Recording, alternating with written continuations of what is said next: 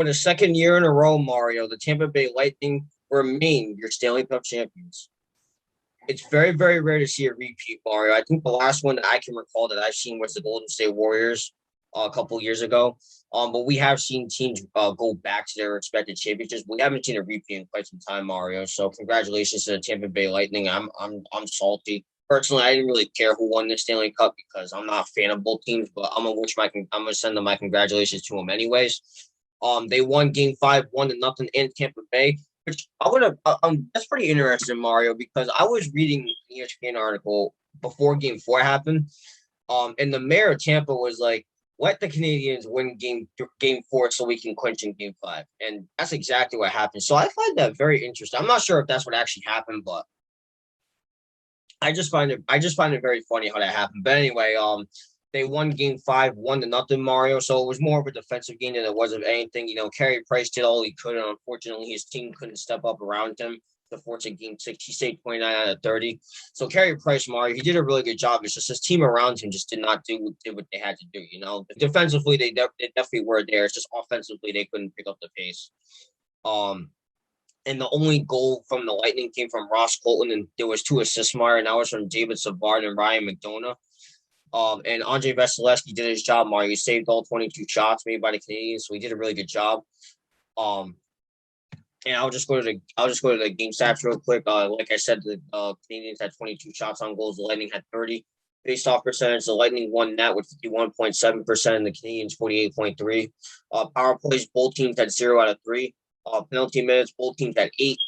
Hits-wise, the Lightning had 56, and the Canadiens had 48. Blocks-wise, both teams had 9 giveaways. The Canadiens had 6, and the Lightning had 11. And takeaways, the Lightning had 10, the Canadiens had 4. So when you really look at it, a lot of things you look at, especially power plays, penalty minutes, blocks, they were all pretty much even. So it really all came down to the offense. Like I said, this was a very defensive game. But overall, what went wrong for the Canadiens is, like I mentioned, no one on the offense stepped up. Carey Price had a really good game, and you needed that out of him. Like we talked about, Carey Price has had his on and off games in situations where that wasn't even, you couldn't do that. You know what I mean? And now that he's having a good game, you just let him down. So I gotta give Carey Price a lot of credit. He did all that he could. It's just his offense wasn't stepping up around him. And overall, I gotta salute to the Montreal Canadiens. They did a lot of things that we did not expect. They beat the Maple Leafs. And it was so bad, Mario, that the CN Tower, which, by the way, is located in Toronto, was lit up in the Canadian colors. I'm dead serious. Look it up. I'm dead serious. Look up the CN Tower Montreal Canadian colors. I'm dead serious. They actually said, screw the Maple Leafs. The Canadiens are you-know-what now. That's literally what they did. I'm dead serious. But anyway, they ended up sweeping the Jets. They ended up beating the Vegas Golden Knights. I got to give the Montreal Canadiens a lot of credit. They did a really good job this season, even though they didn't win it. They were 24-20. No one expected them to go this far, so I got to give them a lot of credit. As for their next season, honestly, Mario, I don't know what it holds. If I'm going to be honest, I think they should rehire their interim coach. I think they should, because this team reminded me a lot of the Atlanta Hawks. Their interim coaches took over and they did an amazing job. So I think that's what they should do. As for the Tampa Bay Lightning, they're a literal dynasty now at this point. There's really not much I can say. And we talked about it. The only other team that that Mario mentioned that could actually take them to the brink was the Islanders. But there are other teams in the East that can take them to the brink. If the Bruins can get their heads out of their asses, they can. Same thing with the Capitals. If they can do the same thing, they can too. I do believe that. The Penguins, I don't know. Tristan Jarry needs to get better in order for me to say that. But other than those 3 teams that I mentioned, Mario, there's really not a lot of other teams that can take the Lightning to the brink. I think the one that can actually stand a solid chance against them is the Island, and even they beat them. So, I don't know what's going to happen next for the Tampa Bay Lightning. Honestly, if I'm the Lightning, I'm obviously not dismantling this team. That's the worst thing that can happen. But we always talk about it. It's hard to win the championship. It's even harder to repeat it. They did both. And again, that's a very rare feat. You don't see that a lot in sports in general. I mean, I know in the past we've seen like Michael Jordan's three-peat with the Bulls twice. We've seen the Yankees three-peat the World Series a couple of times. We've seen stuff like that. We've seen the Blue Jays two-peat the World Series. Things like that. But it's so difficult to do. Like I mentioned, Golden State Warriors two-peated. We don't see that a lot. We just don't. You know what I mean? So I gotta give the Tampa Bay Lightning a lot of credit, even though I'm not a fan of the team. I gotta give credit for credit too. They did an absolutely amazing job this season, and congratulations to them on winning the Stanley Cup final. And if I'm them, again, I'm keeping the same team. That's just what I have to do. And as for the Montreal Canadiens, best of luck to you guys in the offseason. We'll see what happens with both teams. Yeah, I mean, you're absolutely right, Nate. Before I say anything, congratulations to the Tampa Bay Lightning. Here's what I will say. I think the Tampa Bay Lightning becoming the President Trophy winner and getting swept by the Columbus Blue Jackets that year, I think that was the best thing that happened to them because it made them realize like, hey, it don't matter. It don't matter again, us being President Cup Trophy winners or whatever it might be.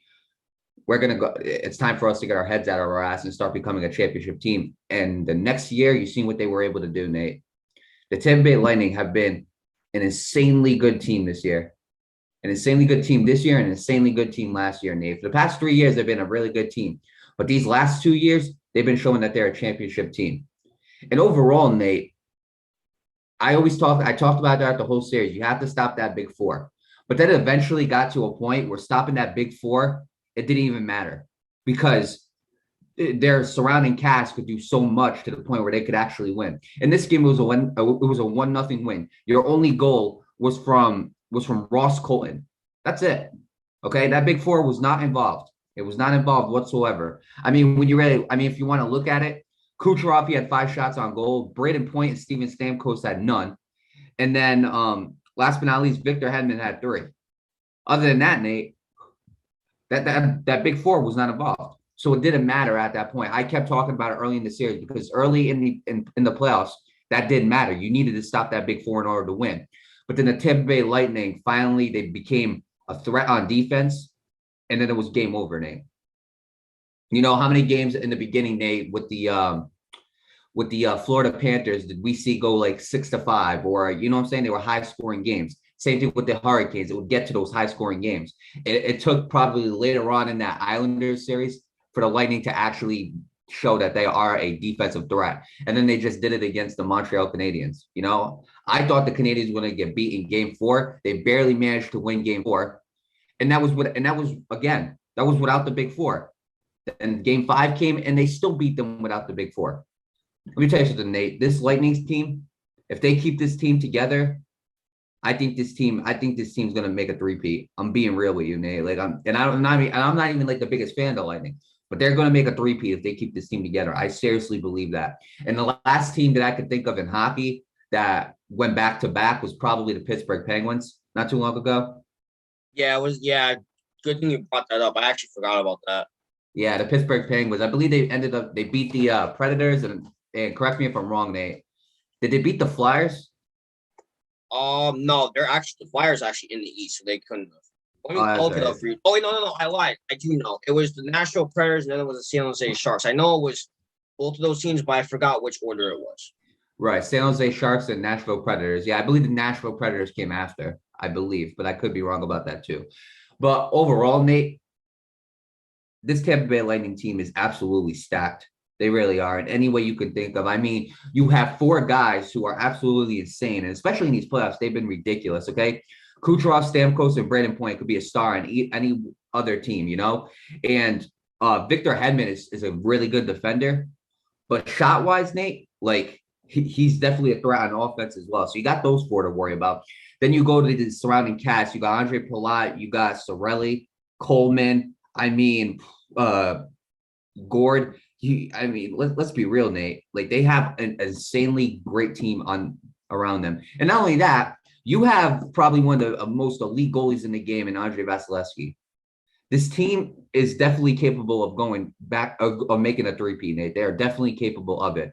And I wouldn't be surprised if they did next year neither. But focusing on this year, going to the Montreal Canadiens, Nate, I got to give them a lot of credit. We have to give them a lot of credit. I know you're a Bruins fan. You don't like doing that stuff, but we got to give them a lot of credit. We're talking about a team that we thought had no right being in these playoffs whatsoever when they first got in. This was a team that we thought were going to get bumped out the first round. They fired their coach during the regular season. We're saying to ourselves, like, this is kind of a very questionable move. And we talked about that. We thought it was a weird move, firing a guy who had a winning record. But let me tell you something, Nate. This Canadiens team, between the coaching drama, between them being complete underdogs to make the Stanley Cup, and not only that, Carey Price and what he had to go through to get back, we got to give this Canadiens team a lot of credit, Nate. They came back 3-1. They ended up, I believe, sweeping the next round. We got to give this team a lot of credit, Nate. This Canadiens team was no joke. They were no joke coming into these playoffs. Seriously, we all looked at them as, okay, first round, they're going to get eliminated. It's as simple as that. They literally came in here and said, shut your mouths and watch us go to the Stanley Cup. But at the end of the day, Nate, this Tampa Bay Lightning team was way too powerful. Okay? And I think that every single adversity that the Tampa Bay Lightning went through these playoffs, I think it definitely prepared them for this series. I mean, you look at the series that they had, you look at the series that they went through with the Islanders, and you look at them going to Game 7, and that definitely prepared them for everything. And once the Lightning finally found their way on defense, it was game over, Nate. I said that in Game 3. I said it doesn't even matter about the Big Four no more. It's game over. And clearly it is, Nate. Like the Tampa Bay Lightning, I just felt like towards the later end of these playoffs, I just felt like they were a complete team. But with that being said, Nate, again, congratulations to the Tampa Bay Lightning on going back-to-back.